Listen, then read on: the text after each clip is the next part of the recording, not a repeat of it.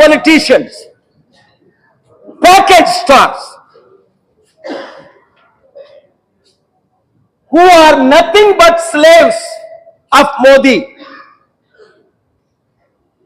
and BJP, taking credit, and these useless idiots, some of the steel plant leaders, posing and taking pictures.